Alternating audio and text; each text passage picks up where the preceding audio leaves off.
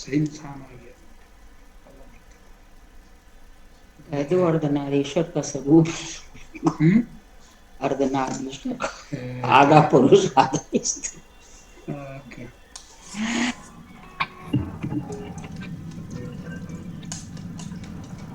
वाह, हेलो। लाहौं सही का निशान आधा कर लिया। ये क्यों सबने कर रखे हैं? लो हमें दो कर कर रहेगी व्हाट्सएप में। व्हाट्सएप।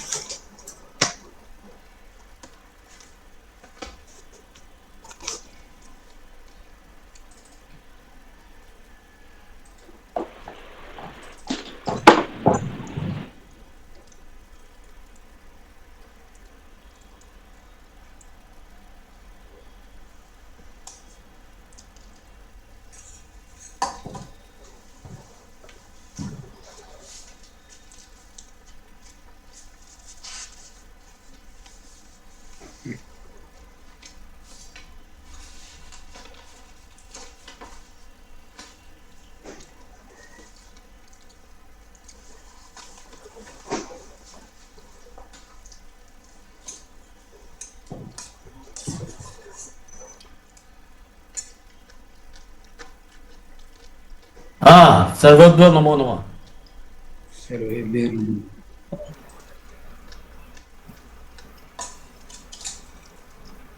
पास अग्नि ऊपर ही रखो।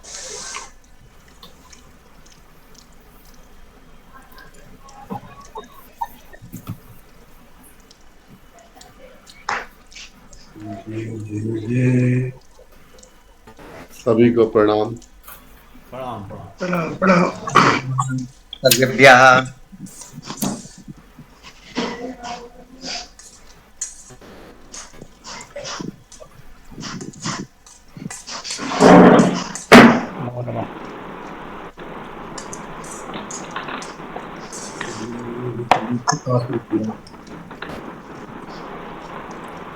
और आशा जी, आप कहाँ हैं आजकल? हैदराबाद में, लखनऊ में? हैदराबाद में सर। हैदराबाद में। जून में आ जाएंगे लखनऊ।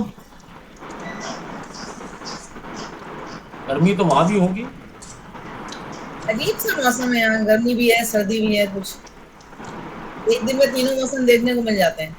बारिश भी हो सकती अच्छा। है, ठंडक भी हो सकती है, हाँ। रात में ठंडक हो जाती है। धूप निकलती है तो काफी धूप निकल आती है, एकदम से गर्मी बहुत हो जाती है, सब ऐसे ही है।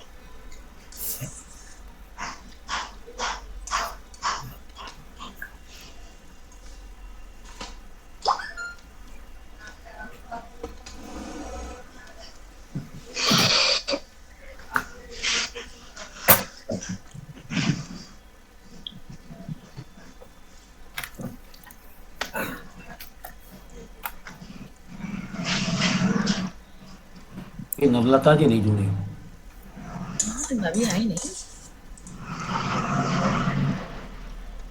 टाइम तो हो गया। हाँ, मैं बात करूँ। जी।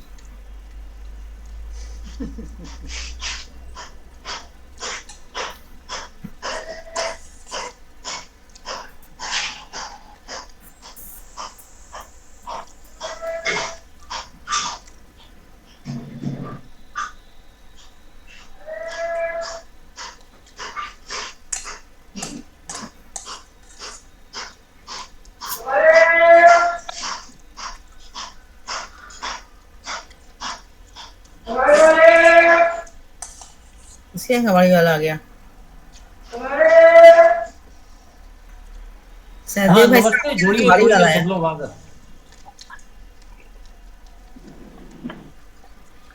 सबको प्रणाम। अच्छा, कोई प्रॉब्लम आ गई? अच्छा ठीक है, कोई बात नहीं। सब लोग आ गए हैं, आप जुड़िए। प्रणाम।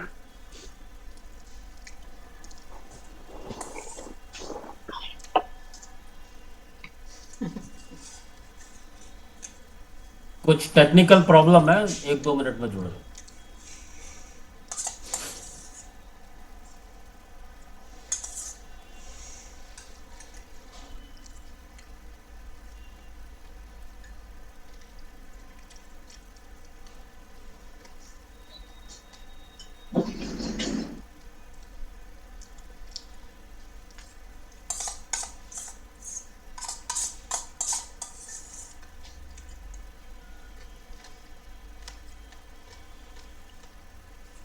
आज से सर परिचय की क्लासेस भी शुरू हो गई हैं। प्रवेश की। हाँ, प्रवेश की। हाँ, बहुत अच्छा रेस्पॉन्स रहा आज काफी। हाँ, और उसके करता धरता हमारे एसपी सक्सेना साहब हैं। जी जी।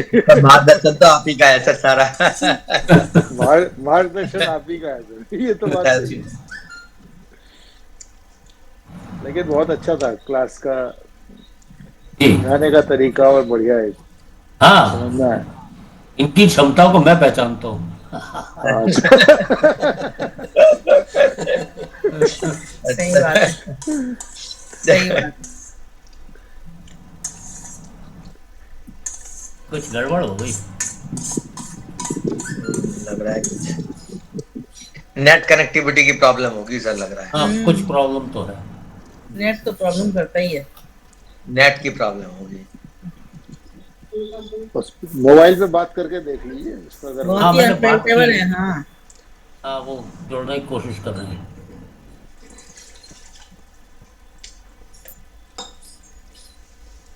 ये लिंक तो ठीक सेलेक्ट कर रही है, पूछ लेता हूँ। हाँ, लिंक में गलती ना हो रही, वैसे गलती होनी तो हो नहीं सकती चाहिए। है।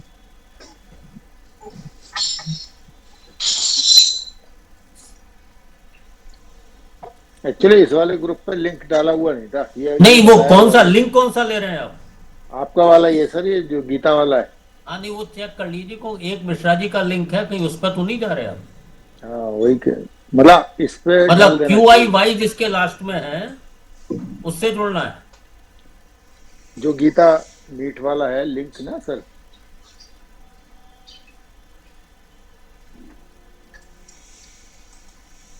हाँ, अभी जरा कार्यक्रम चल रहा है, मैं बाद में बात करता हूँ।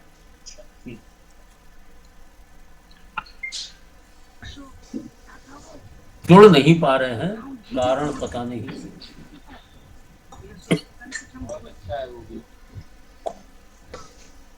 लिंक वो ज्ञान संगम वाला तो सर उन्होंने नहीं किया है।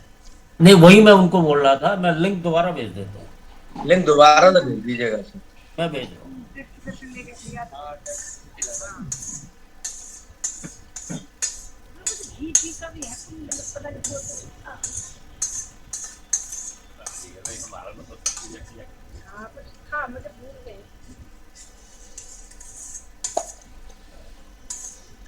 मैं ट्रेन में बैठे हुए मैं भी जुड़ गया हूँ लिंक से।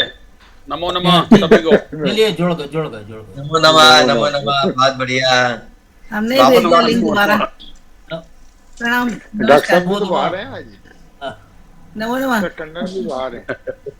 हाँ, नमो नमः। नमो नमः।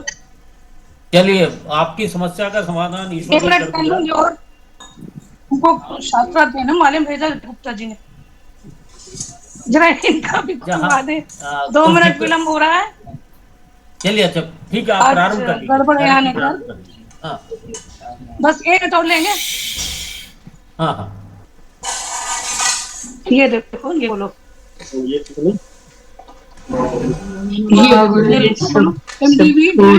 नमस्ते। SZWU। अरे यार, हम भेज रहे हैं तुमको, चलो। अभी वैसे आपका चित्र और आवाज दोनों ठीक है। हाँ, बस भेज रहे हैं इनको। उसी को लिंक भेज रही है ना। चलो, भेज दिया लो।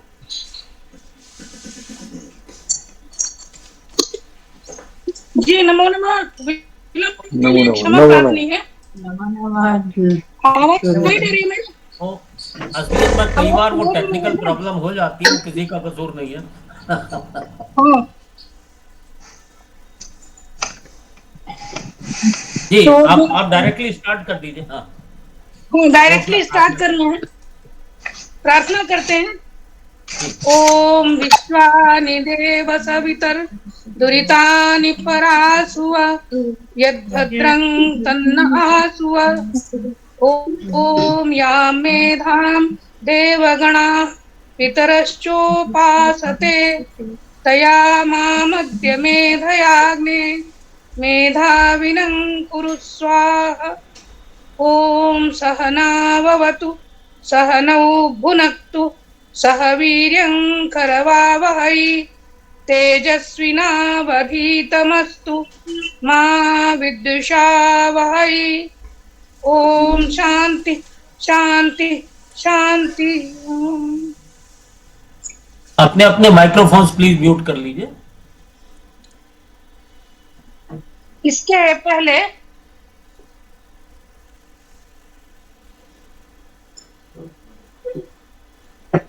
मैं ये वाला अगर खुल जाता है तो ये खोल लूं, क्योंकि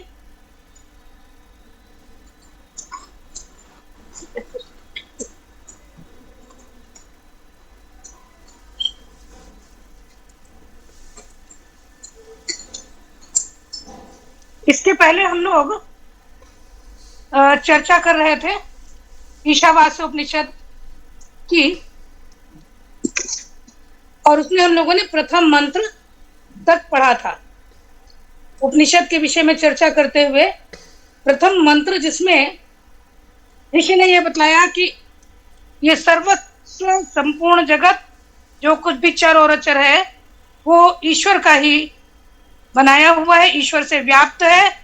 अतः हम सबको चर और अचर को विश्व से, संपूर्ण विश्व को ईश्वर से व्याप्त देखते हुए त्याग की भावना से बिना किसी का लोभ किए हुए भोग करना चाहिए। ये हम लोगों ने इसके पहले पढ़ा था। अब आज जो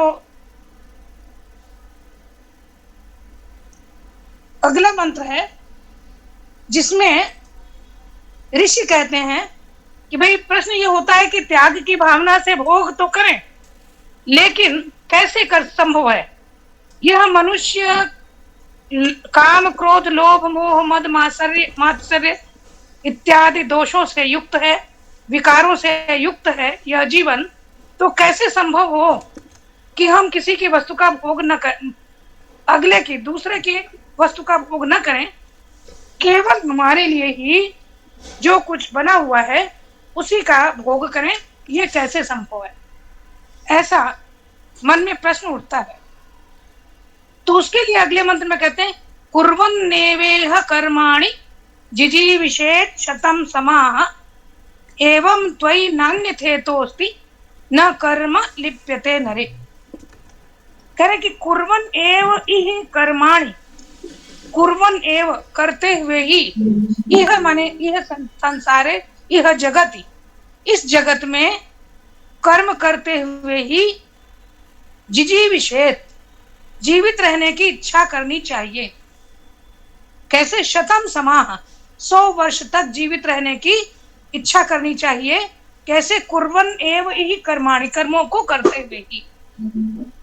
और उसके बाद उन्होंने कहा उसका फल क्या है। ये पहले तो यही हम समझ लें कि कर्म करते रहते हुए 100 वर्ष तक जीने की इच्छा करने से क्या परिणाम होता है, उसका फल क्या मिलेगा, लाभ क्या है। तो एवं त्वयि न अन्यथा इतः अस्ति, एवं इस प्रकार से यदि 100 वर्ष तक कर्म करते रहते हुए जीने की इच्छा करेंगे तो अन्यथा न, इतः अन्यथा न, इतः माने इससे, अन्यथा इससे भिन्न कुछ नहीं होगा।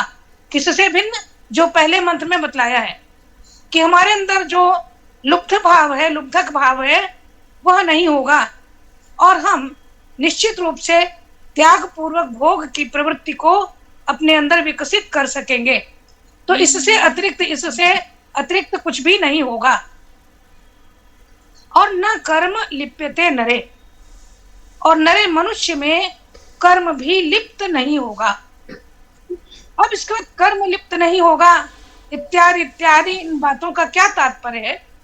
तो पहले तो कुर्वन् एव इह कर्माणि, हम बार बार भगवत गीता और अन्य ग्रंथों में, अन्य शास्त्रों में पढ़ते हैं कि निरंतर प्राणी जिस क्षण जन्म लेता है और जब तक मृत्यु को प्राप्त करता है तब तक निरंतर कर्म करता रहता है।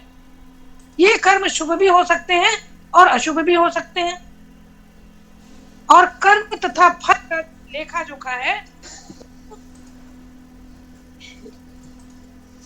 पूरा होता ही होता है।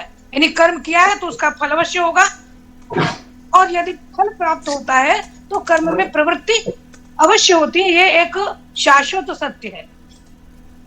तो इस प्रकार से कर्म करते हुए जिजीविषेद, यहाँ जिजीविषेद में देखिए विधिलिंग का प्रयोग किया गया है। जीने की इच्छा करनी चाहिए।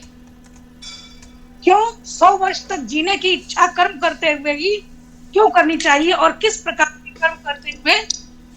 तो जीवन तो है ही, जातक से ध्रुव मृत्यु, ध्रुवम जन्म मृत्यु, जिसका जन्म है उसकी मृत्यु, और जिसकी मृत्यु है उसका जन्म तो होता ही रहेगा। लेकिन और हमारे यहाँ हमारी भारतीय संस्कृति में 100 वर्ष की आयु को आदर्श आयु माना गया है और उस 100 वर्ष की आयु का विभाजन भी किया गया है। कैसे? आश्रमों में, 4 आश्रमों में, ब्रह्मचर्य आश्रम, गृहस्थ आश्रम, वानप्रस्थ आश्रम और संन्यास आश्रम। चारों आश्रमों के पृथक पृथक कर्म हैं। अवस्था के अनुसार, परिवेश के अनुसार, अपने बौद्धिक स्तर के अनुसार, अपने शारीरिक स्तर के अनुसार, इस प्रकार से अलग अलग आश्रमों में अलग अलग प्रकार के कर्मों की जो आदर्श व्यवस्था है वो की गई है।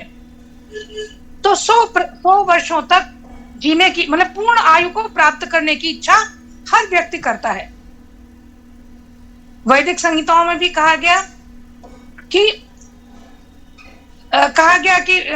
हम जो है 100 वर्ष तक है, अधीना श्याम शरदा शतम, पश्चिम शरदा शतम, छिणुयाम शरदा शतम, और अधीना जीवेम शरदा शतम, अधीना श्याम शरदा शतम, कि हम 100 वर्ष तक देखते रहें। मतलब हमारी जो ज्ञान इंद्रियां हैं, दर्शन, श्रवण इत्यादि की, वे 100 वर्ष तक वे सक्रिय रहें, वे कर्म करती रहें, अपने अपने विषयों का ग्रहण करती रहें, जीवे में शरदा शतम, और 100 वर्ष तक जिए। लेकिन सबसे महत्वपूर्ण बात है अधीना श्याम शरदा शतम। 100 वर्ष तक कड़िल कड़िल कर जीवन जीने से कोई लाभ नहीं है। ऐसे जिए हम, यदि भाई लंबी आयु मिले 100 वर्ष तक जिए, चाहे जैसे भी जिए, बिस्तर पर पड़े हुए, वेंटिलेटर पर पड़े हुए, ऐसा नहीं।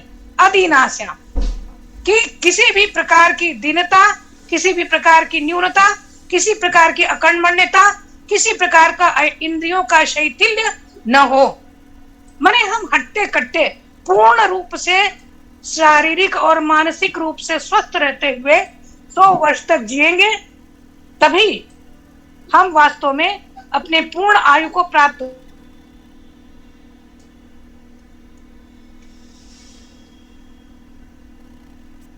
ये। तो कैसे, किस प्रकार से ये अधीना श्याम शरदा शतम, यह हमारा जो ध्येय वाक्य है या ये हमारी जो इच्छा है, ये कैसे पूर्ण होगी? जब कुर्वन् एव इहि कर्माणि, जब कर्मों को करते रहते हुए ही हम जीवन को व्यतीत करेंगे। अब ये कर्म कौन है? अच्छे कर्म है, शुभ कर्म है।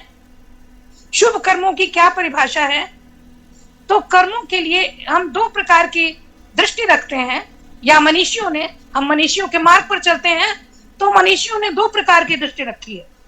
एक तो जो नितांत शास्त्रीय वेदांत दृष्टि है, वेदांत दृष्टि में कर्मों का विभाग नित्य कर्म, नैमित्तिक कर्म, उपासना कर्म और प्रायश्चित्त कर्म। तो ये 4 प्रकार के मुख्य कर्म बतलाए गए। नित्य कर्म जो प्रातः उठ करके ब्राह्म मुहूर्त में जागरण, उसके बाद नित्य शौच इत्यादि क्रियाओं से निवृत्त होकर धर्म और अर्थ का चिंतन, जैसा मनुस्मृति में बतलाया है कि प्रातः जग करके धर्म और अर्थ का चिंतन करना चाहिए। क्यों? क्योंकि आप भी हैं, ब्राह्म मुहूर्त में चूंकि रात भर हम सो करके बिल्कुल ताजे होकर के उठते हैं, तो प्रातः काल का जो चिंतन है, ब्राह्म मुहूर्त का चिंतन, वह फलदायी होता है। वो हमें एक दृष्टि देता है, वो हमें ऊर्जा देता है, शक्ति देता है। तो इसलिए ब्राह्म मुहूर्त में जाग करके धर्म और अर्थ का चिंतन करें, और उसके बाद में संध्या इत्यादि, स्नान, ध्यान, संध्योपासना इत्यादि करें। संध्योपासना इत्यादि से क्या होता है?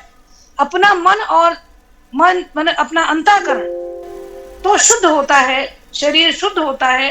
उसके साथ साथ हम अपने परिवेश को अपने आसपास को, अपने पर्यावरण को भी शुद्ध रखते हैं। क्योंकि संध्या के अंतर्गत मंत्र, जप, यज्ञ, अग्निहोत्र इत्यादि अनेक कर्म आते हैं। नित्य कर्म तो एक मुख्य कर्म है, उसके आनुषंगिक माने उसके जो सहायक कर्म हैं, उसके अंतर्गत आने वाले बहुत सारे कर्म हैं जिनको हम नित्य करते हैं। यदि नहीं करते, मैं भी नहीं करती हूँ, यज्ञ नहीं करती, नित्य अग्निहोत्र नहीं करती, संध्योपासना नित्य नहीं करती, लेकिन बहुत से ऐसे पुण्य भाग हैं जो करते हैं। तो इस प्रकार से वे अपने पर्यावरण को भी शुद्ध रखते हैं, अपने आसपास को, अपने परिवार को, अपने घर को और स्वयं को भी वे शुद्ध रखते हैं। तो नित्य कर्म हुए। जो नित्य कर्म करता है इस प्रकार से अग्निहोत्र करता है, उसके यहाँ कभी मक्खी मच्छर और दुष्ट प्रवृत्तियां नहीं उत्पन्न होती। जो नित्य संध्योपासना करता है उसको सूर्य की ऊर्जा मिलती है। जो नित्य सूर्य को अर्घ्य देता है उसको सूर्य की जो प्रातःकालीन ऊर्जा तो मिलती ही है, उसके साथ साथ उस जल के द्वारा हम अपने जो हमारा जल मंडल है और जलवायु मंडल है उसको तृप्त करते हैं, उसको हम समृद्ध करते हैं। तो इस प्रकार से नित्य कर्म हुए। फिर नैमित्तिक कर्म क्या है? नैमित्तिक कर्म जो विशेष अवसरों पर किए जाने वाले कर्म, जैसे पुत्रेष्ट याग है, पुत्र की प्राप्ति के लिए पुत्रेष्ट याग किया, वृक्षों को उत्पन्न करने के लिए, वृक्षों के विकास के लिए यज्ञ किया, मैंने जो स्वर्ग की कामना के लिए कुछ यज्ञ करते हैं। तो जो विभिन्न पृथक पृथक उद्देश्यों को दृष्टि में रखकर जो कर्म करते हैं वे होते हैं नैमित्तिक कर्म। और उसके बाद उपासना कर्म। उपासना कर्म यह भी विशेष कर्म होते हैं। जैसा कि उपासना माने चाहे वो पास में बैठ करके, किसके इष्ट देव के पास बैठ करके, तो इस प्रकार से उपासना कर्म है। और फिर प्रायश्चित कर्म। प्रायश्चित कर्म वे हैं जो जाने अनजाने प्रति क्षण प्रतिदिन हमारे जीवन में अनेक अपराध हो जाते हैं, अनेक ऐसे कर्म हो जाते हैं जो नहीं करने चाहिए, जिनसे न तो अपना कल्याण होता है और न विश्व का, लोक का कल्याण होता है। तो ऐसे कर्म पुनः न हो, ऐसे कर्मों का जो प्रतिदान हो सके, ऐसे कर्मों का परिहार हो सके, उसके लिए अनेक प्रकार के प्रायश्चित कर्मों का विधान किया गया है। तो इस प्रकार से ये जो नित्य नैमित्तिक इत्यादि कर्म हैं, इन कर्मों को करते हुए जो नियम पूर्वक ऐसे कर्म करता है वो निश्चित रूप से 100 वर्ष तक जीवित रहता है। इसके बाद दूसरी दृष्टि जो कर्म की है वो है जो हमारे भगवत गीता में भगवान कृष्ण ने बताया निष्काम कर्म की। निष्काम कर्म करते हुए माने बिना कामना के नहीं, जो कर्म के फल की आसक्ति से रहित होते हुए, फल के कर्म की आसक्ति में अपने आप को न लगाते हुए, करणीय है यह कर्म, करणीय ही है, यह कर्तव्य ही है, यह मुझे करना ही है। क्यों करना है? जड़ता के कारण नहीं, ईगो के कारण नहीं, यह कर्म मुझे स्वयं अपने कल्याण के लिए और लोक कल्याण के लिए करना है। इस प्रकार से जो फल के वशीभूत, फल की आसक्ति किए बिना, फल से लिप्त हुए बिना जो निस्वार्थ भाव से कर्मों को करते हैं वह दृष्टि है। तो इस प्रकार से जो निस्वार्थ भाव से कर्म करते हैं, जो नित्य नैमित्तिक उपासना और प्रायश्चित इत्यादि कर्मों को नियमित रूप से करते रहते हैं आवश्यकता अनुसार, उनका क्या जीवित रहने के लिए अभी आजकल जो साइंटिस्ट हैं, वैज्ञानिक हैं, वो क्या कहते हैं जीवन क्या है? अभी कुछ समय पहले ही पेपर में पढ़ा, हम लोग पाश्चात्य वैज्ञानिकों के प्रयोगों पर अधिक विश्वास करने लगे। तो उनका जीवन क्या है? इंद्रियों का शिथिल ना होना। स्वास्थ्य क्या है? इंद्रियों का शिथिल ना होना। हमारी जितने भी कर्मेंद्रियां, ज्ञानेंद्रियां और मन, ये सब निश्चित नियमित रूप से काम कर रहे हैं। ये बिना जंग लगे हुए इनकी मशीन, इनका यंत्र कार्य कर रहा है, तो वही स्वास्थ्य है। और वह स्वास्थ्य एक सीमा तक, जब तक मतलब शतायु की हमने जो कल्पना की है, वहां तक वह जब तक बहुत सारे लोग अभी भी 102, 104, 110 वर्ष के हैं, कहीं विरले ही। और बहुत पहले 400-500 वर्ष तक भी लोगों की आयु होती थी, क्योंकि उनकी जीवनचर्या उस प्रकार की थी। तो इस प्रकार की जीवनचर्या करने वाले, इस प्रकार के कर्मों को करते हुए जो 100 वर्ष तक जीने की इच्छा करते हैं, वे निश्चित रूप से क्या होता है कि न कुर्वन्नेवेह कर्माणि जिजीविषेत् शतं समा एवं त्वयि न अन्यथा इतः अस्ति। इस प्रकार से यदि तुम करोगे तो इससे भिन्न नहीं होगा, अर्थात निश्चित रूप से आपकी इंद्रियां अशिथिल रूप से रहेंगी, निश्चित रूप से आपका मन, शरीर और चित्त यह स्वस्थ रहेगा, निश्चित रूप से आप 100 वर्ष की आयु को जिएंगे और निश्चित रूप से आप किसी भी प्रकार के त्रास से, किसी भी प्रकार की विप्रतिपत्तियों से आप नहीं सक्त होंगे। तो इस प्रकार से करते हुए और क्या होगा, न कर्म लिप्यते नरे। कर्म की जो आसक्ति है, जब हम निस्वार्थ भाव से करेंगे तो फिर कर्म हमें लिप्त नहीं होगा। हमारे अंदर ये भावना नहीं आएगी कि हमने ये कर्म किया तो इसका फल मिलना चाहिए, कि हमने यदि परीक्षा दी, हमने परीक्षा, बहुत से बच्चे हैं जो परीक्षा देकर के घर बैठ जाते हैं, ठीक है जब रिजल्ट आएगा तो आएगा, और बहुत से बच्चे हैं जो बिल्कुल हताश होकर के और बड़े तनाव में, बड़ी कुंठा में, बड़ी उत्सुकता में रहते हैं और परीक्षा फल के आने के दिन तक बिल्कुल बड़ी व्यग्रता से प्रतीक्षा करते हैं। भगवान जाने क्या होगा, कितने नंबर मिलेंगे, कौन सी डिवीजन आएगी, इस प्रकार की सब भावना रहती है। और उसका परिणाम ये रहता है कि उनको बहुत प्रकार के मानसिक क्लेश उत्पन्न होने लगते हैं, ब्लड प्रेशर हाई होने लगता है और किसी काम में मन नहीं लगता, भूख नहीं लगती, प्यास नहीं लगती। लेकिन जो हम बच्चे ही हैं ना, हम जीवन में प्रत्येक कर्म के द्वारा परीक्षा ही तो देते हैं ना, तो जो अपना कर्म करके फिर शांत बैठ जाता है अगले कर्म को करने के लिए, वह अब पहले वाले कर्म का जब रिजल्ट आएगा तो आएगा, पहले वाले कर्म को करके हम भूल जाए और अगले कर्म में लग जाए। इसी प्रकार से निरंतर कर्म करते रहें, कर्म करते रहें। कर्म की आसक्ति से, उस कर्म की वासना से, उस कर्म के फल की उत्कट अभिलाषा से हम व्यथित नहीं होंगे।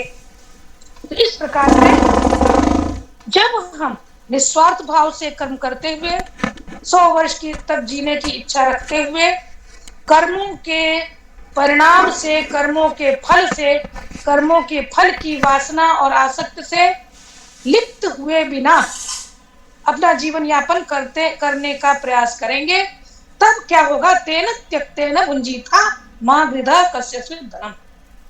हम पहले वाले मंत्रों को साथ में लेकर चले, क्योंकि प्रत्येक मंत्र आगे वाले मंत्र से उसकी पृष्ठभूमि उससे जुड़ा हुआ है।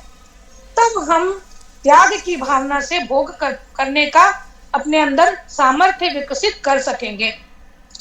तो इस प्रकार से यह दूसरे मंत्र में बतलाया, कर्म का उपदेश दिया, और यही जो अपनी भगवत गीता में 700 श्लोकों में इस प्रकार इन्हीं 2 कर्मों का विस्तार किया गया है, इन्हीं 2 मंत्रों का विस्तार किया गया है, ऐसा हम लोगों को समझना चाहिए। वही ईश्वर से है, ईश्वर सर्वभूतानां हृदयेषु अर्जुन तिष्ठति, और बहुत जितना कुछ भी वो ईशावास्य उपनिषद और 2 मंत्रों का विस्तार भगवत गीता में किया हुआ है, जिसके आप लोग बहुत सबल अध्येता हैं। तो इस प्रकार से यह मंत्र, अब उसके आगे क्या प्रश्न उठता फिर कि 100 वर्ष तक जीने की इच्छा करते हुए जब व्यक्ति कर्मों को करता रहेगा तो क्या होगा,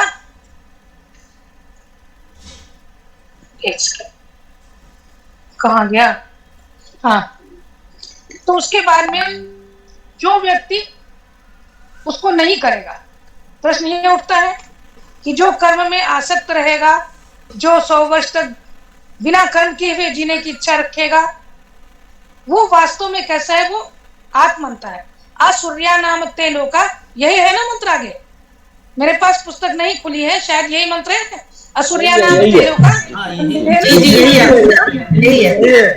तो असुरिया नाम ते लोका अंधेन तमसावृता ते तम प्रेत्य गच्छन्ति ये के चात्महनो जनाः।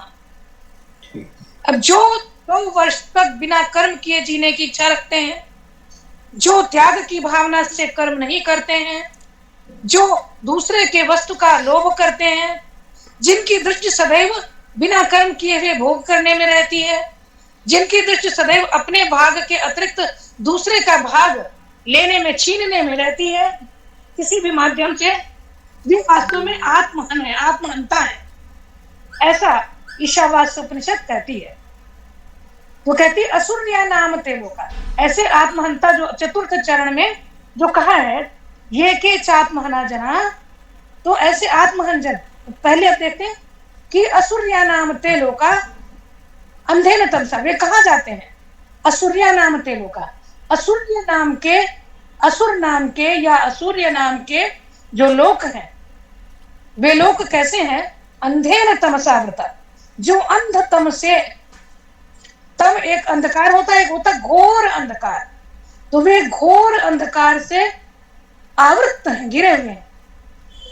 कौन सा अंधकार है वह? घोर अंधकार जो है वो अज्ञान का अंधकार है, वो अकर्म का अंधकार है, वह भ्रांति का अंधकार है, जहां पर हमें कुछ सुझाई नहीं देता, अपना लक्ष्य नहीं दिखाई देता। तो ऐसे असुर्य नाम के लोका, वे असुर्य नाम के लोक। तो अब ये प्रश्न होता है, लोक, लोक तो क्या है? लोक्यन्ते इति लोकाः या लोक्यते अत्र लोकैः इति लोकाः। लोग जहां पर देखते हैं, जहां देखा जाता है, वह लोक है। अब कहाँ देखा जाता है? तो ये लोक है, ये ब्रह्मांडीय दृष्टि से तो सप्तलोकों की कल्पना की गई है, उनको सिद्ध किया गया है सप्तलोकों को। और इनमें जो कुछ, ये पृथ्वी हमारी मध्य में है, और कुछ जो है वो ऊर्ध्वलोक हैं और कुछ अधोलोक हैं। और ये समझा जाता है कि जो अधोलोक हैं, जिनमें पाताल इत्यादि है, जिसका सबसे रसातल इत्यादि है, तो वहां पर जो दुष्ट कर्म करने वाले लोग हैं, अपने कर्मों के फल के अनुसार ऐसे अंधकार युक्त लोक में जाते हैं, ऐसी अंध योग, ऐसी निकृष्ट योनियों में पुनः जन्म लेते हैं। तो ये असुरिया क्यों है? असुर क्यों है? क्योंकि एकमात्र प्रकाशमान, एकमात्र लोक, एकमात्र आलोकमान, एकमात्र प्रकाश स्वरूप परमात्मा है। और उस परमात्मा से, परमात्मा या परब्रह्म, और उस ब्रह्म से या आत्मा कह लीजिए, आत्मा के विषय में भी चर्चा करते हैं, तो उस परमात्मा से इतर जो कुछ भी है वह सब असुर है, जिसमें देवता से लेकर और मनुष्य तथा अन्य जितनी भी 84 लाख योनियां हैं, ये जो जंगम है प्राणी, और जितने स्थावर हैं, वे सब स्थावर माने जंगम और स्थावर प्राणी और अचर, ये सब आते हैं उन असुर लोकों में, और जहां पर अपने अपने कर्म के अनुसार लोगों को, मतलब प्राणियों को रहना होता है।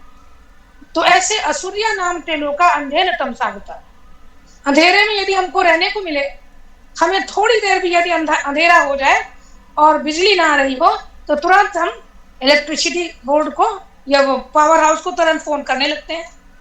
मतलब अंधेरे में नहीं रहना चाहते, छटपटाहट होती है अंधकार से, क्योंकि प्रकाश से ऊर्जा मिलती है, प्रकाश से स्पंदन मिलता है, प्रकाश ही क्रिया को प्रेरित करता है। तो इसलिए प्रत्येक प्राणी प्रकाश में रहना चाहता है, मनुष्य विशेष रूप से। तो यदि अंधकार ही अंधकार हो, घोर अंधकार हो, तो वहां कोई भी नहीं रहना चाहेगा। लेकिन जो कर्म है, कर्म प्राणी को, ऐसे कर्म जिन कर्मों से जो व्यक्ति को असुर नाम के लोकों में ले जाते हैं, अंध लोकों में ले जाते हैं, ऐसे प्राणी अपने कर्म के द्वारा ही वहां पर जाते हैं। और वे वास्तव में कह रहे कि वे आत्महंता होते हैं और ते तान प्रेत्य गच्छन्ति। प्रेत्य माने मृत्यु के पश्चात, प्रेत्य मृत्यु के पश्चात तान गच्छन्ति, तान लोकान गच्छन्ति, तान असुर्या नाम लोकान गच्छन्ति। उन असुर्या नाम के लोगों को ऐसे लोग प्राप्त होते हैं जो अंधेर तमसावृता, जो अंध तमिस्त्रा से, जो घोर अंधकार से, जो अज्ञान से, जो अदृष्टता से जो घिरे हुए हैं। ये के माने जो कोई भी आत्महनो जना, जो कोई भी आत्महंता लोग हैं। अब पहले मंत्र में क्या कहा था कि किसी के धन का लोभ मत कीजिए, त्याग की भावना से कर्म कीजिए, भोग कीजिए। तो त्याग की भावना से जो कर्म नहीं करते और जो दूसरे की वस्तु का लोभ करते हैं, जो कर्म करते कुर्वन्नेते वे कर्माणि जिजी विशेषतम समा, जो कर्म करते हुए ही 100 वर्ष तक जीने की इच्छा नहीं करते और जो इस प्रकार से कर्मों में लिप्त रहते हैं, जो सदैव अपने कर्म और फल के चक्कर में पड़े रहते हैं, ऐसे लोग आत्महंता हैं। क्यों? क्योंकि उन्होंने सदैव बाहर की ओर देखा, उन्होंने सदैव स्थूल की ओर देखा, वे सदैव मूर्त को देखते रहे, मूर्त को, स्थूल को, अस्थिर को, अस्थायी को पाने के लिए पूरे जीवन दौड़ते रहे और जो स्थायी वस्तु है, जो मूल तत्व है, उसको प्राप्त करने के लिए कभी उन्होंने प्रयास नहीं किया। तो वह मूल तत्व क्या है? वह आत्म तत्व है। उस आत्म तत्व को जानने के लिए प्रयास नहीं किया, ऐसे लोग वास्तव में आत्महंता है। अब यह आत्म तत्व क्या है? क्या कोई समस्या आ रही है? सुनाई दे रही है आवाज ना सबको? कहीं कोई समस्या तो नहीं है ना? नहीं सुनाई दे रही है, कोई समस्या नहीं। अच्छा ठीक है। तो वे आत्महंता कौन है? ये के भी जो कोई भी माने जो कोई भी हो सकते हैं, मैं, आप, अन्य कोई।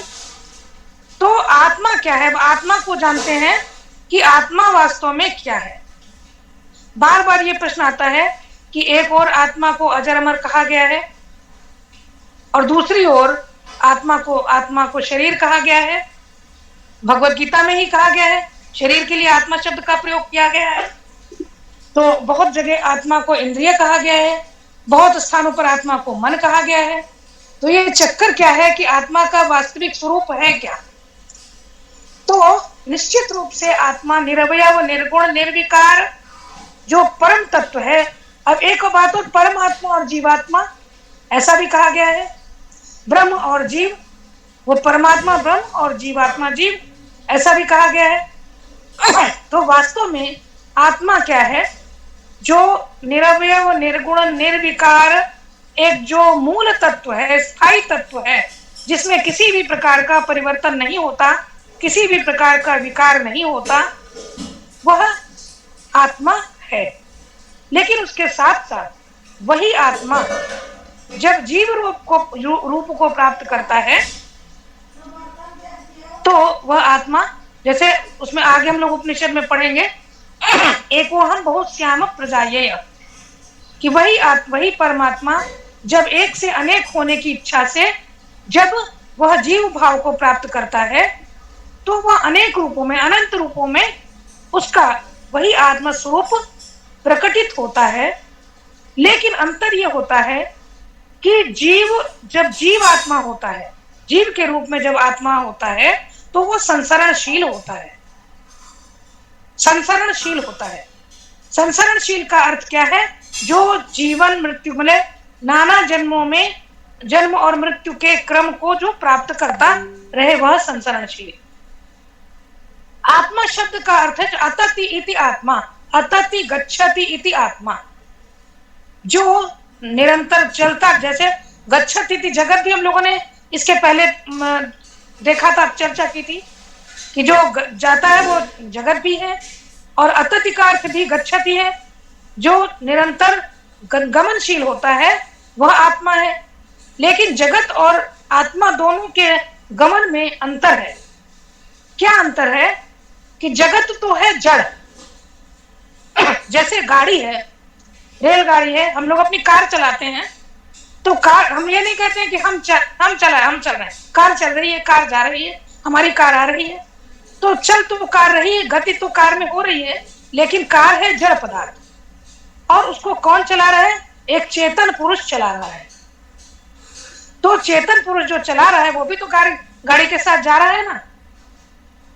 हम जब कार चला रहे हैं तो कार के साथ हम भी चल रहे हैं, और हमने जाकर के स्टैंड पर कार को खड़ा कर दिया और फिर हम अपने गंतव्य स्थान के पर चले गए, फिर लौटे, कार उठाई, स्टार्ट की, फिर अपने गंतव्य पर आ गए। तो तात्पर्य कहने का ये है कि जगत ऐसा है, गमनशील है, जो अपनी चेतना से, जिसमें अपनी चेतना नहीं है, जिसमें अपनी गति नहीं है, वह किसी अन्य के द्वारा गतिमान है, और वह अन्य क्या है? आत्मा है। जबकि आत्मा जो अतति, आत्मा स्वयं चेतन है, और वो स्वयं अपने चैतन्य से वह गतिमान है, उसका स्वातंत्र है। कार का ये स्वातंत्र नहीं है कि उसको हम बिना स्टीयरिंग छोड़ दें। रिमोट वाली कारों में भी कुछ ना कुछ करना ही पड़ता है, तो ऐसा नहीं कि कार अपने आप जहां चाहे वहां चली जाए। मैंने पुष्पक विमान भी था तो अपनी इच्छा से नहीं वो चलता, तो जो पायलट था उसी की इच्छा से था, भले ही वो इच्छा विमान था। तो जो आत्मा है वो ऐसा चालक है, ऐसा पुरुष है, ऐसा व्यक्ति है, समझ लीजिए, जो स्वतंत्र है, जो अपने स्वातंत्र से जाता है कहीं पर। कहीं कहाँ जाता है? शरीरों में। और जब तक शरीर में नहीं जाता तब तक वो जीवात्मा नहीं है, तब तक वह जीव मात्र है या आत्मा मात्र है। क्योंकि जीव शब्द का अर्थ है जीव प्राण धारणयो। जब आत्मा प्राण धारण करता है तभी वह जीव या जीवात्मा कोटि को प्राप्त होता है। और प्राण क्या है? प्राण का अर्थ है स्पंदन। जैसे ही जीवात्मा ने शरीर को धारण कर लिया वैसे ही वह जीवात्मा हो गया, और वैसे ही उसका संतरण शुरू हो गया, आरंभ हो गया। अब अपनी जो भारतीय दर्शन की पद्धति है वह, उनमें बहुत तरह के विचारधारा हैं। कुछ लोग कहते हैं जीवात्मा अनेक है, असंख्य है। कुछ लोग कहते हैं जीवात्मा एक ही है जो शरीर को धारण करता है, उसके बाद में फिर मुक्त होकर आत्मा में मिल जाता है, आत्मरूप हो जाता है। और कुछ कहते हैं, जो पदार्थवादी दर्शन है, वो ये कहते हैं कि सृष्टि के आरंभ में, सृष्टि तो अनादि अनंत है, तो सृष्टि के आरंभ का तात्पर्य जब सृष्टि अभिव्यक्त हुई तो अनंत जीवात्माएं अनंत परमाणुओं के रूप में सर्वत्र व्याप्त हो गई ब्रह्मांड में। और वे अनंत जीवात्माएं, वे अपने, अब यहां भी देखिए कर्म है, कर्म कहीं भी अलग नहीं है। अपने कर्म, अपने अदृष्ट, अपनी वासना के स्वातंत्र, उससे परतंत्र है, लेकिन कर्म में हमारा स्वातंत्र है। देखिए, यदि आप लोगों को किसी भी मेरी बात पर यदि कोई शंका हो तो तुरंत पूछिएगा, क्योंकि बाद में हम भूल जाते हैं। तो जैसे स्वातंत्र आत्मा का तो है ना, लेकिन अब आत्मा का स्वातंत्र भी कर्म से परतंत्र है। आत्मा का स्वातंत्र इतना ही है कि वह किस योनि को प्राप्त करना चाहता है या किस योनि में जाना चाहता है। और आप लोग पढ़ते हैं, हमसे अधिक पढ़ते हैं कि श्लोक में भूल रही हूँ, आप लोगों को याद होगा कि व्यक्ति, गीता में ही है कि जो अंत समय, जीवन मृत्यु के समय व्यक्ति जिस भाव से, जिस कामना से युक्त होता है, आगे अपनी कर्म और वासनाओं के साथ मिल करके उसी जन्म को प्राप्त करता है। अंतकाले गमामि यम यम वापि अंतकाले गमामि विस्मरण। यदि कोई शंका हो तब भी बताइए, और ये तो हम बाद में भी देख लेंगे। तो जैसे आत्मा है, अरे मैडम जरा आत्मा जब शरीर धारण करता है, संसरण शुरू हो जाता है, तो फिर स्वतंत्रता उसकी बाधित हो गई। शायद मैंने गलत गलत बयाना दे दिया शायद मैंने कि ये कह करके बीच में, तो चलिए बाद में पूछिएगा आप लोग, क्योंकि फिर बीच में काफी प्रश्नों से फिर गड़बड़ हो जाएगी। अभी संसार वाली बात मैं बताऊं जब, तो क्षमा करेंगे आप लोग। तो ये है कि आत्मा स्वयं स्वतंत्र है, लेकिन वो कर्म के अधीन है, क्योंकि कर्म के अधीन होकर के ही वो नाना शरीरों को प्राप्त करता है, नाना जीवों को, नाना योनियों को प्राप्त करता है। तो अब हम थे यहाँ पर, बात आत्मा की हुई। अब एक दृष्टि से तो ये हुई आत्मा, और दूसरा ये जो आत्मा है यानी पूर्ण आत्म तत्व है, इससे आत्मा के 4 रूप बतलाए गए हैं, या इसके 4 आयाम हैं, या इसकी 4 अवस्थाएं हैं। आत्मा की 4 अवस्थाएं हैं, जागृत, स्वप्न, सुषुप्ति और तुरीया। और इन चारों अवस्थाओं का संबंध पुरुषार्थ से, कर्म से और अन्य जो हमारे आश्रम इत्यादि से, उनसे भी। तो जागृत अवस्था जो है हमारे इस जीवन की, गुप्ता भाई साहब से, जो ब्रजेश जी भाई साहब जो प्रश्न उठा रहे थे, शायद उनको इसमें उसका समाधान थोड़ा सा मिलेगा। तो जो जागृत अवस्था जो इस जीवन की है, जब व्यक्ति शरीर में रह करके मतलब जीवात्मा शरीर में रह करके जब कर्म कर रहा है नाना, क्योंकि यही कर्म योनि है, तो कर्म योनि में रह करके जब नाना कर्म कर रहा है जीवात्मा, तो यह इसकी जागृत अवस्था है। और यहीं पर वह अपने कर्मों के द्वारा अपने आगामी जन्मों की भूमिका बनाता है। फिर स्वप्न और सुषुप्ति, ये साधक की अवस्थाएं हैं।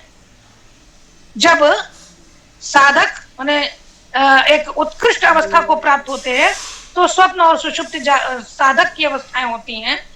और सुषुप्ति के लिए भगवत गीता में ही कहा गया है कि या निशा सर्वभूतानां तस्याम जागृत संयमी यस्याम जागृति भूतानि सा निशा सर्वतो मुने।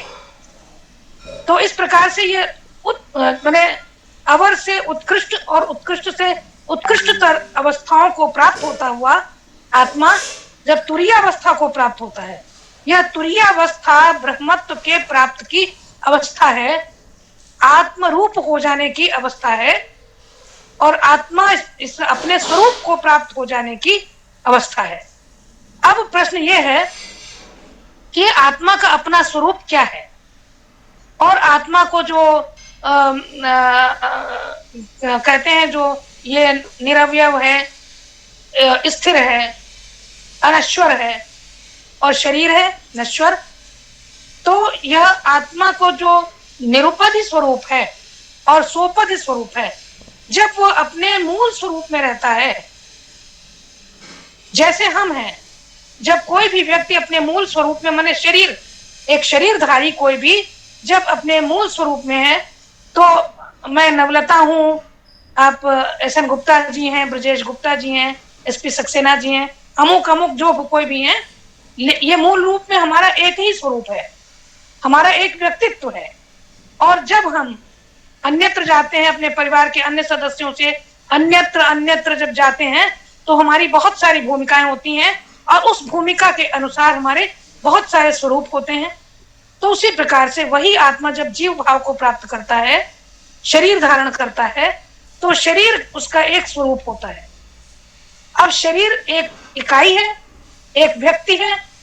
व्यक्ति का अर्थ है जो भी व्यक्त होता है, जो भी अभिव्यक्त होता है, वो सब व्यक्ति है। अपने यहाँ व्यक्ति का मतलब मैन या वुमन या पर्सन नहीं होता। अपने यहाँ व्यक्ति का मतलब होता है जो भी व्यक्ति माने जो व्यक्त होता है, जो स्वरूप, रूप और आकार को प्राप्त करता है, जो नाम और रूप को प्राप्त करता है, वो सब व्यक्ति है, चाहे वो स्त्री हो, चाहे पुरुष हो, चाहे नपुंसक हो। तो इस प्रकार से अब शरीर एक व्यक्ति है, माने एक इकाई है, आत्मा है। शरीर को भी आत्मा कहते हैं इसीलिए क्योंकि शरीरम अपि अतति, शरीर भी चलता है, माने गमनशील होता है। शरीर कैसे गमनशील होता है? शरीर में जब जीवात्मा आता है, प्रवेश करता है, तो उस समय शरीर की माने गर्भावस्था, माने भ्रूण के गर्भ में निषेचन के पल ही उसका गमन आरंभ हो जाता है और उस समय वह अपनी माता पिता के शुक्र और रज के साथ में अपने पूर्व जन्म के संस्कारों को लेकर के आता है। वह जीवात्मा अत्यंत सूक्ष्म रूप में सूक्ष्म शरीर को लेकर के आता है, तो उसका गमन वहीं से शुरू हो जाता है। संसरण जीवात्मा के माध्यम से उस शरीर का संसरण आरंभ हो जाता है। संसरण माने संसार, संसरण तो आत्मा ही करता है, लेकिन वह आत्मा शरीर के माध्यम से, क्योंकि उसको एक माध्यम चाहिए होता है। जैसे इलेक्ट्रिसिटी है, विद्युत धारा है, तो विद्युत धारा तो अमूर्त है, लेकिन उसको तार का माध्यम चाहिए होता है। तारों के द्वारा से वह अनंत स्थानों में, बहुत सारे स्थानों में वो पहुंचाई जाती है। तो इस प्रकार से शरीर भी गमनशील होता है और जन्म से उसके बाद शरीर में क्या है? शरीर में अवयव संस्थान है, शरीर का अवयव संस्थान है। शरीर एक अधिष्ठान है, शरीर आश्रय है, आत्मा का आश्रय है, और उस आश्रय में शरीर के संचालन के लिए, शरीर के अतत शरीर के गमनशील होने के लिए अवयव संस्थान है और कर्म इंद्रियां हैं, ज्ञान इंद्रियां हैं, इत्यादि इत्यादि बहुत सारे तत्व हैं। तो उस दृष्टि से वो सब चूंकि चेतन से जुड़े हुए हैं, चेतन से संचालित हैं, प्राण धारण करता है जीवात्मा, इसलिए वो भी आत्मा कहे जाते हैं। तो इस प्रकार से कहीं पर प्रकरण के अनुसार, प्रसंग के अनुसार कहीं पर हम निरुपधि, निरुपधि माने जिस पर कोई उपाधि नहीं है, जो बिल्कुल मूल रूप में है, और सोपधि माने जिस पर इंपोज किया जा रहा है, शरीर इंपोज किया जा रहा है, इंद्रियां इंपोज की जा रही हैं, अवयव संस्थान इंपोज किया जा रहा है। तो इस प्रकार से वह सोपधि जो आत्मा है वह भी आत्मा के रूप में। तो अब मैं जो बात कहना चाहती थी आत्महन के संबंध में, जो आत्महन जना है, तो जो कर्म से युक्त जीवात्मा है वह उस स्थिति में, जो निरुपधि तो हो ही नहीं सकता है, सोपधि में जो जीवात्मा है, जो शरीर को धारण करने वाला है और शरीर के माध्यम से जो कर्म करने वाला है, वह यदि निस्वार्थ होकर कर्म करता है शरीर के माध्यम से, वह यदि शरीर के माध्यम से कर्म के फल के में आसक्त हुए बिना कर्म करता है, वह आत्मा यदि शरीर के माध्यम से नित्य नैमित्तिक उपासना, प्रायश्चित इत्यादि कर्मों को करता रहता है, तो वह आत्महंता नहीं है, क्योंकि उस व्यक्ति का शरीर, उस जीवात्मा, वह जीवात्मा 100 वर्षों तक शरीर का भोग आराम से करता रहता है। शरीर का भोग तो आत्मा करता है और कर्म के माध्यम से करता है, कर्म में लिप्त हुए बिना करता है। लेकिन जो व्यक्ति या जो आत्मा या जो जीव इस प्रकार का पालन नहीं करता है, वह वास्तव में आत्महन है। क्यों? क्योंकि उसने अपने आगे आने वाले जीवन के कर्मों की तो गति बना ली। उसने आगे आने वाले जीवन के या आगे आने वाले जन्मों के लिए अपने उन अशुभ कर्मों को बैलेंस कर लिया, उनको एकत्र कर लिया। इस प्रकार से वह आत्महन कहलाएगा। और दूसरी ओर यह मुख्य रूप से आत्महनता वही है, यहाँ जो उपनिषद जिसकी ओर संकेत कर रही है, वो आत्महंता वही है। और वो कहा जाता है अंधतमिस्त्रा योग, जो असुर नाम के लोग हैं, जो अंध लोग हैं, जो अज्ञान के लोग हैं, वहां पर वह मरने के बाद जाता है, अंधेरे लोकों में जाता है। वह फिर मनुष्य योनि को नहीं प्राप्त करता, और यदि प्राप्त भी करता है, स्वर्ग और नरक सब यहीं पर है, तो वो निकृष्ट, एक कोई मनुष्य है वो राजभोग कर रहा है, एक कोई मनुष्य है वो दरिद्रता से घिरा हुआ है, एक कोई मनुष्य बिल्कुल सुदर्शन, अत्यंत बुद्धिमान, अत्यंत आदरणीय, अत्यंत प्रतिष्ठित है, एक जो है वो जेल में सड़ रहा है अपने अपराध कर्मों के द्वारा। तो यह जो अपराध कर्म के द्वारा जेल में सड़ना है, यह जो दरिद्रता का भोग करना है, जो नाना प्रकार के कष्टों को भोगना है, वही वो अज्ञान के कारण ही तो है ना। और वह अज्ञान रूप अंध तमिस्त्रा से युक्त वही लोक है, और ऐसे ही असुर लोक है। कोई स्थान निश्चित नहीं है कि हाँ यह असुर लोक है, यह सुर लोक है। और जो लोग अपने शरीर का नाश करते हैं किसी भी कारण से, जो ईश्वर के द्वारा दिया हुआ, ईश्वर के द्वारा व्याप्त ईशावास्यम इदम सर्वम, तो इस प्रकार से, क्योंकि शरीर तो हम स्वयं नहीं लाते ना, हम माता पिता का दिया हुआ शरीर है, जीवात्मा के कर्मों के माध्यम से मिला हुआ शरीर है, तो इस प्रकार से वो जीवात्मा ही उसका भोग करता है। तो इस शरीर का भी यदि कोई भी व्यक्ति, कोई भी पुरुष माने जो जीवात्मा शरीर में स्थित है, वह अज्ञान के कारण, किसी भी प्रकार के अज्ञान के कारण, किसी भी प्रकार के कर्मों के पतन के कारण जो व्यक्ति शरीर का नाश करता है, वह भी इसी प्रकार से उन्हीं असुर लोगों को प्राप्त करता है। अब यहाँ प्रसंग वश में आपको ध्यान आ गया तो मैं जरूर चर्चा करना चाहूंगी। यहाँ पर सब मेरे ख्याल से सनातन धर्म के अनुयायी हैं, और यदि अन्य किसी धर्म के भी अनुयायी हो तो भी आप लोग पितृपक्ष आता है तो हम लोग पितरों के लिए जल का तर्पण किया जाता है, पितरों के लिए श्राद्ध किया जाता है ना। और जो उसमें भी दो प्रकार की प्रक्रियाएं होती हैं। बार बार कोई फोन करके डिस्टर्ब कर रहा है। तो दो प्रकार की प्रक्रियाएं होती हैं। एक तो जब हम जो तिथि पर अपनी मतलब जो अकाल मृत्यु नहीं मरे हैं ऐसे लोगों का श्राद्ध हम लोग करते हैं विधि विधान से, और दूसरा जो अकाल मृत्यु मरे होते हैं तो उनका शायद पूर्णमासी के दिन ही केवल, मतलब हम लोगों के यहाँ जो परंपरा है, आपके यहाँ क्या है मुझे पता नहीं, पूर्णमासी के दिन ऐसे लोगों का श्राद्ध किया जाता है। तो वास्तव में श्राद्ध करने से कुछ नहीं मिल जाता किसी को भी, लेकिन हम ये इतना हमको ध्यान जरूर रहता है कि हाँ कौन व्यक्ति, किस व्यक्ति ने, उसमें भी कुछ आत्महंता होते हैं जिन्होंने आत्महत्या की होती है, जो कुछ ऐसे रोगी होते हैं, कुछ दुर्घटनाग्रस्त होते हैं। तो इस प्रकार से ये कर्म होते हैं। प्रसंग केवल चर्चा की, इसका इस मंत्र से कोई विशेष संबंध नहीं है। इस मंत्र का केवल यही अभिप्राय है कि तात्पर्य क्या है कि किसी भी व्यक्ति को आत्महंता नहीं होना चाहिए। यद्यपि उपदेश देना आसान है, करना बहुत कठिन। कहीं लाखों करोड़ों में एक व्यक्ति ऐसा होगा जो इस प्रकार से, जो प्रथम द्वितीय और तृतीय मंत्र में ईशावास्य के जिस प्रकार से कहा गया उस प्रकार से कर सकता हो या करता हो। आप लोगों में से यदि कोई होंगे तो आप लोग प्रणम्य हैं, क्योंकि एक चीज नहीं है। अगर ये हर्डल क्लास कर लिया तो दूसरा है, एक बाधा पार कर, ये बाधा दौड़ है। एक बाधा पार कर, मतलब एक कर्म को यदि कर लिया सुरक्षित रूप से और नियमित रूप से तो दूसरा कर्म आने आया, दूसरा कर लिया तीसरा, तीसरा चौथा।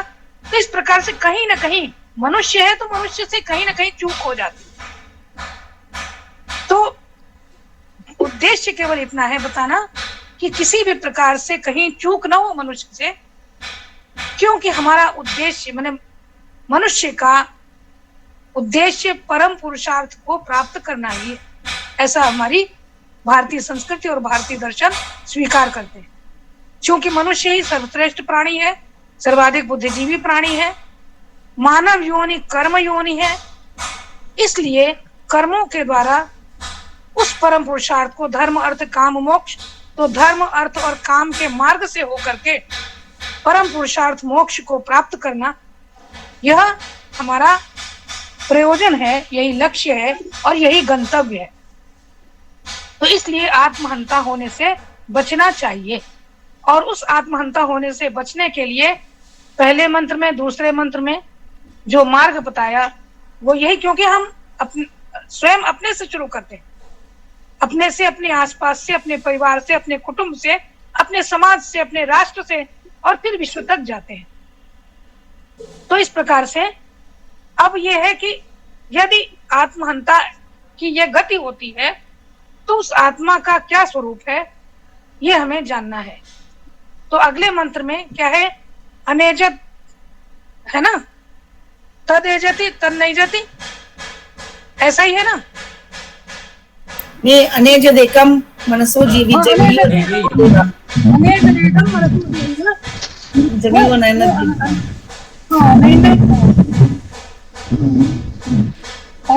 देव आपनुवन पूर्वम अर्षद।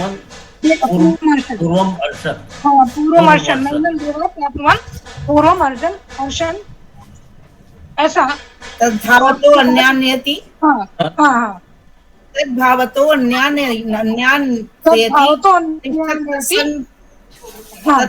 तिष्ठत् तस्मिन् अपो मातृष्व हाँ हाँ हाँ। तो कह रहे हैं कि ये जो कैसा है, यह आत्मा किस प्रकार का है, ऐसा बताते हैं। ये कैसा है? जो अनेजत एकम मनसो जगियो, अनेजत एकम मनसो जगियो। अनेजत, एजत माने चलने वाला या कंपमान होने वाला। एज धातु कंपनी, एज कंपनी धातु से अनेजत बना है। तो जिसमें कंपन नहीं होता, माने जिसमें किसी भी प्रकार का स्पंदन नहीं होता, जो हर प्रकार से निष्पंद है, अचल है, ऐसा है वह आत्मा। वो कौन? जो परमात्मा है, जो जिसके लिए आरंभ में मंगलाचरण में कहा पूर्णमदः पूर्णमिदं पूर्णात् पूर्णमुदच्यते। तो वह जो परमात्मा है, वह जो परब्रह्म है, वह अनेजत, वह किसी भी प्रकार के की क्रिया से रहित है, वह निष्क्रिय है। और एकम, वह एक ही है, वो जीवात्मा से भिन्न है। वह एक आत्मा है जो अनेजत, जो कंपायमान नहीं होता, जो स्थिर है, जो अचल है। और कैसा है? मनसो जबियो, जो अस्थिर होते, वो स्थिर होते हुए भी, अकंप होते हुए भी, निष्पंद और निश्चल होते हुए भी, जो मन से भी अधिक, जबियो माने गतिमान, मन से भी अधिक जो वेगवान है। अब ये यहाँ कैसा विरोधाभास है कि जो निष्क्रिय भी है और इतना सक्रिय है, इतना अधिक गतिमान है कि मन से भी अधिक उसकी गति है। मन की गति के लिए भगवद गीता में क्या कहा? चंचलम ही मना कृष्ण प्रमाथि बलवद दृढ़, है ना? और वायु से भी अधिक उसकी गति है। मन की गति वायु से भी अधिक है। और मन से भी अधिक कौन आत्मा की गति है? उस परमात्मा की गति है। कैसे गति है? उसका प्रमाण मिलना चाहिए ना। कैसे प्रमाण मिले? तो वह जो बिंदु मात्र है, जो अमूर्त है, जो अत्यंत सूक्ष्म है, सूक्ष्मतम है, जो निष्कंप है, जो हमारे अपने ही हृदय में स्थित है, होता हुआ अचल है। और उसकी गति कहाँ है? मन से भी अधिक। माने जब मन जहाँ जाता है, मन संकल्पशील है, संकल्पात्मकम मनः, ये मन का लक्षण है। तो संकल्प करते करते मन जितनी दूर, मतलब ब्रह्मांड के पार चला जाता है, अनंत लोकों तक मन की गति है। और उस जब मन यदि वहां पहुंचे, माने मन से हम जितनी भी, माने जितनी दूर की कल्पना करना चाहें, उससे भी परे यह आत्मा है, यह आत्म तत्व है, जो मूल रूप में अपने स्वरूप में विद्यमान है। और ऐसे उस आत्म तत्व तक, उस परमात्मा तक, उस परब्रह्म तक नैनत देवा आत्मन पूर्वम अर्षद। पूर्वम अर्षद मैंने पूर्व में, पहले, आज से पहले कभी भी। अर्षद माने गतिशील होते हुए, चलते हुए। देवा एनम न आत्मन, देवताओं ने उस आत्मा को नहीं पाया, उसको नहीं पा सका, उस तक नहीं पहुंच सके। देवा बहुवचन में है, देवगण उस तक नहीं पहुंच सके। अब ये देवगण कैसे? माने आत्मा इतना अटल है, अचल है, निरवयव है, निर्गुण है, निश्चल है, निष्क्रिय है। और उस निष्क्रियता के बावजूद उसकी गति कैसी है कि जहां न तो मन जा सकता है और न अन्य देवता जा सकते हैं। वन ये देवता कौन? अर्षद, ऐसे भी देवता जो अर्षद मान निरंतर जो गमनशील है, निरंतर जो सक्रिय है। ये देवता कौन है? ये देवता जो भौतिक देवता है, मतलब सूर्य चंद्र इत्यादि हैं, बाह्य देवता जो भौतिक सूर्य चंद्र इत्यादि, जो ग्रह नक्षत्र इत्यादि, जिनसे देव शब्द का अर्थ होता है, निरुक्त में कहा गया देवो दानात्वा दीपनात्वा द्योतनात्वा दिवस्थान इति वा। देवता वह कहलाता है जो या तो दान करता है, जो हम समाज में लोक में देखते हैं कि आप तो भाई बड़े देवता हैं, देवो दानात्वा दीपनात्वा जो स्वयं प्रदीप्त होता है, प्रकाशमान होता है, द्योतनात्वा जो प्रकाशित करता है या व्यक्त होता है, और जो द्यु स्थान में होता है, जिसका संबंध द्युलोक से होता है। तो इस प्रकार से किसी भी रूप में जो भी देवता, चाहे वो सूर्य चंद्र इत्यादि द्युलोक में विद्यमान जो ग्रह हैं वे हों, देवता हों, और चाहे जो आंतरिक देवता कौन है, शरीर में स्थित देवता, इंद्रिय इत्यादि, मन इत्यादि, मन और एकादश मन सहित एकादश इंद्रियां, ये देवता भी निरंतर मन तो है ही सक्रिय, और मन के माध्यम से ज्ञानेंद्रियां और कर्मेंद्रियां भी निरंतर सक्रिय रहती हैं। तो इस प्रकार से निरंतर सक्रिय रहते हुए भी ज्ञानेंद्रियां कौन है? श्रोत्र इत्यादि ज्ञानेंद्रियां, मैंने आप देखिए कितनी दूर तक देख पाएंगे। दूरबीन भी लगा लीजिए, दूरबीन से भी आप एक सीमा है जहां तक देख पाएंगे। कानों की गति, श्रवण शक्ति एक सीमा तक है, एक सीमा के बाद उसकी गति समाप्त हो जाती है। इसी प्रकार अन्य जो हमारी कर्मेंद्रियां हैं उनकी भी एक सीमा है। तो कर्मेंद्रियां ज्ञान, मतलब ये जो कर्मेंद्रियां, ज्ञानेंद्रियां और मन है, इनकी भी दो प्रकार की स्थितियां हैं, व्यष्टि में और समष्टि में। इस जो आत्मा का जो निष्क्रिय रूप कहा, जो सूक्ष्म रूप कहा, वह व्यक्ति में भी है और समष्टि में भी। तो व्यक्ति में कैसे है?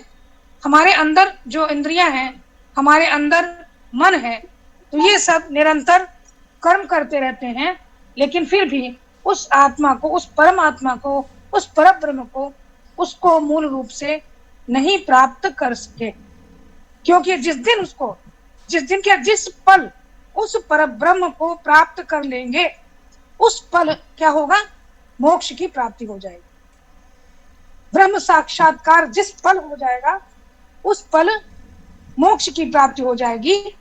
और उसके लिए उपनिषद में, आगे अन्य उपनिषदों में कहा, ब्रह्मविद ब्रह्मैव भवत्।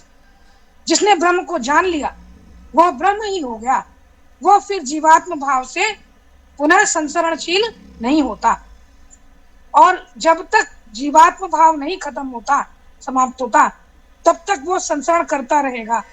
जिस पर जीवात्म भाव, जीवात्मा जो है ब्रह्म साक्षात कर लेगा, उस पर फिर जीवो ब्रह्मैव न परः, ऐसा कहा गया। उस पर जीव को हम जीव नहीं कहेंगे। जैसे इसमें गीता में भी कहा है कि जैसे नदियां समुद्र में मिलकर समुद्र हो जाती, नदियां दिशाओं दिशाओं से आती हैं, और जब समुद्र में हो गई, फिर आप उसको छांट नहीं सकते कि ये गंगा नदी का जल है, ये यमुना का जल है, इस प्रकार से। तो उस पल वह सब कुछ समुद्र ही हो गया। उसी प्रकार से जिस पल जीवात्मा ने परमात्मा का साक्षात्कार कर लिया, उस समय वह भी ब्रह्म और आत्मरूपी आत्मा ही हो गया।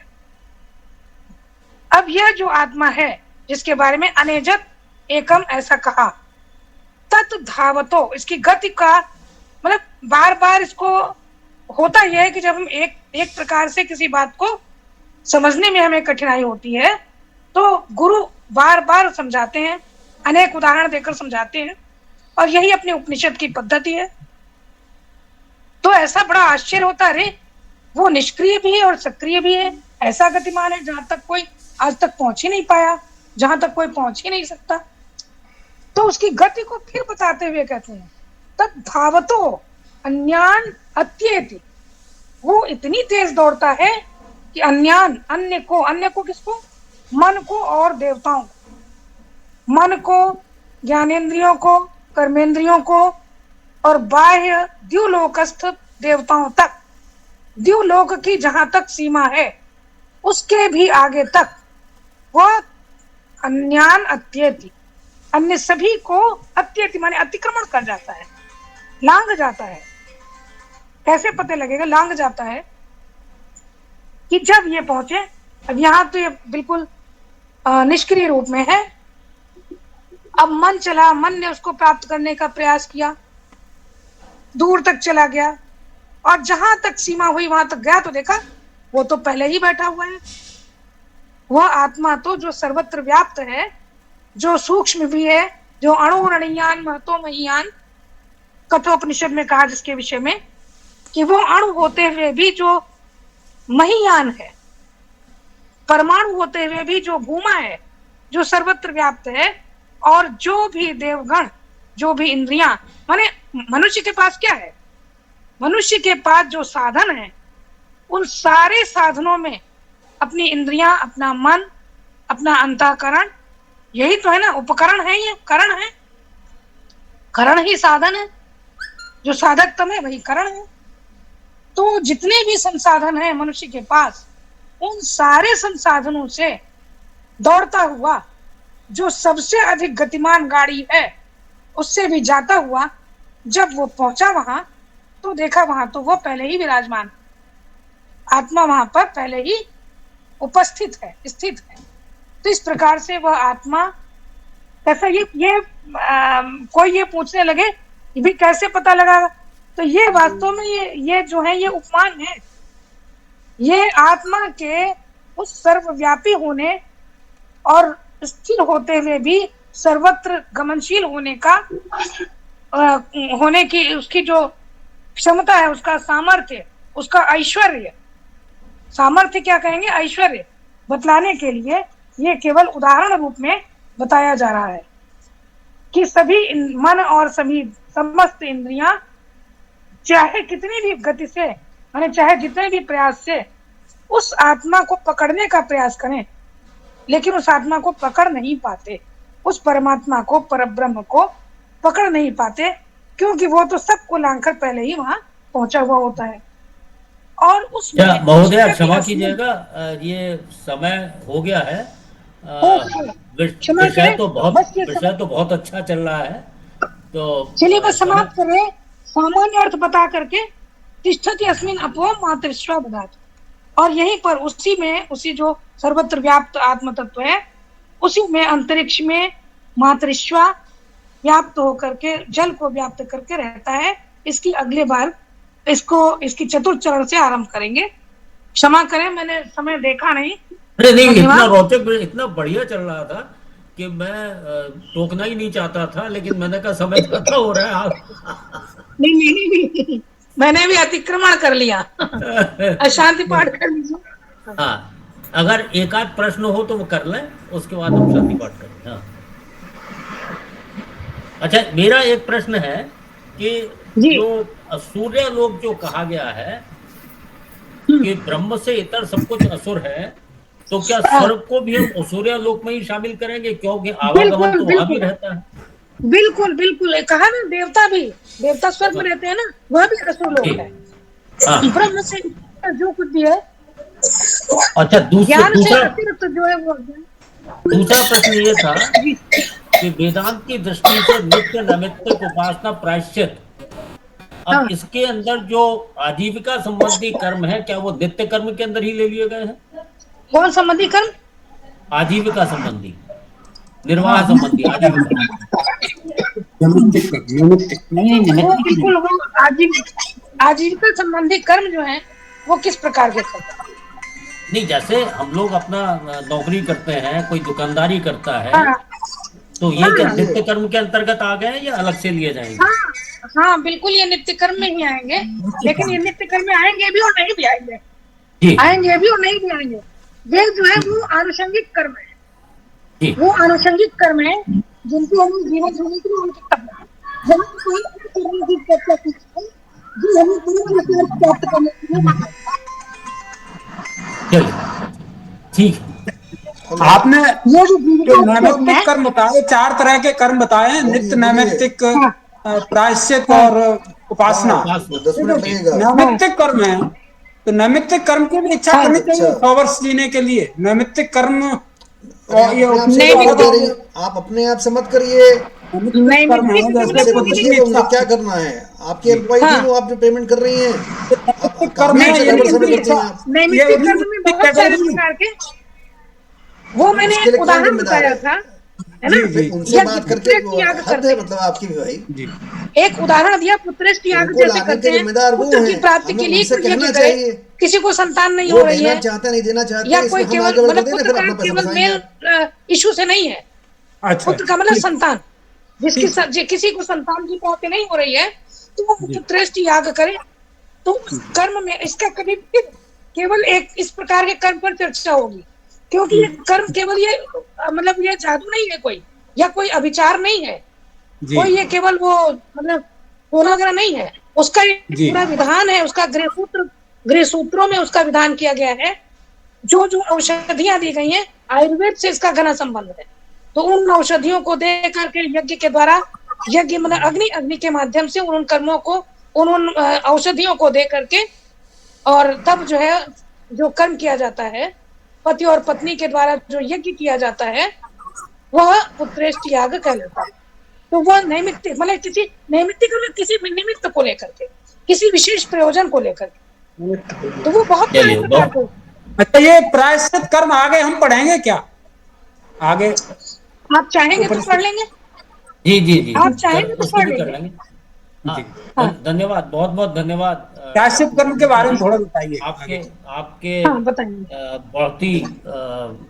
बहुत ही अच्छे संभाषण के लिए और बड़ा आनंद आया। नैमित्तिक कर्म जो है वो निमित्त मान, जैसे एकादशी हुआ, आपने निमित्त मान के एकादशी के दिन दान कर दिया, वो भी नैमित्तिक कर्म। चलिए, नैमित्तिक कर्म की क्या आशा करनी चाहिए, करना चाहिए 100 वर्ष जीने की इच्छा नैमित्तिक कर्म को लेकर, ये हमारा प्रश्न। 100 वर्ष जीने की इच्छा करनी चाहिए, अवश्य करनी चाहिए, लेकिन किस प्रकार करनी चाहिए? नैमित्तिक कर्म को लेकर नहीं करना चाहिए भाई। नैमित्तिक कर्म देखिए, 100 वर्ष जीने के लिए आपको क्या क्या चाहिए वो आपने देखा, ठीक है ना? हमको अच्छे कर्म करने चाहिए, हमको इंद्रियां शिथिल ना हो हमारी, अधीरा से हम सर्वोत्तम, उसके लिए जो करना है, तो उसके लिए आप ब्रह्मचारी भी रह सकते हैं, लेकिन ब्रह्मचारी रह करके मतलब आप विवाह न करें, आप डायरेक्ट उससे ब्रह्मचर्य आश्रम से डायरेक्ट संन्यास आश्रम में चले जाएं। तो आपने 2 आश्रमों का उच्छेद किया, और वो उच्छेद किया, वो प्राकृतिक प्रक्रिया का उच्छेद किया, उसका प्रायश्चित आपको करना पड़ेगा, है ना? तो ये निष्काम कर्म जो है, फिर निष्काम कर्म है और नैमित्तिक कर्म दोनों साथ साथ तो नहीं चल पाएंगे। देखिए पाप और पुण्य की कोई निश्चित परिभाषा नहीं है। पाप और पुण्य दोनों सापेक्ष शब्द हैं मेरी दृष्टि में, और कैसे मैं आपको तर्कपूर्ण बता दूंगी कभी। चलिए, बाकी प्रश्न बाद में। ठीक है, शांति पाठ। ओम द्योः शांतिरंतरिक्ष भूम शांति, पृथ्वी शांतिरापः शांति, औषधयः शांति, वनस्पतयः शांतिर्विश्वे देवाः शांतिर्ब्रह्म शांतिः, सर्वगुण शांतिः, शांतिरेव शांतिः, सामा शांतिरेधि। ओम शांतिः शांतिः शांतिः। सर्वज्ञ नमो नमः। सब यहाँ ज्वाइन करने के लिए सभी को बहुत बहुत धन्यवाद। सर्वेभ्यो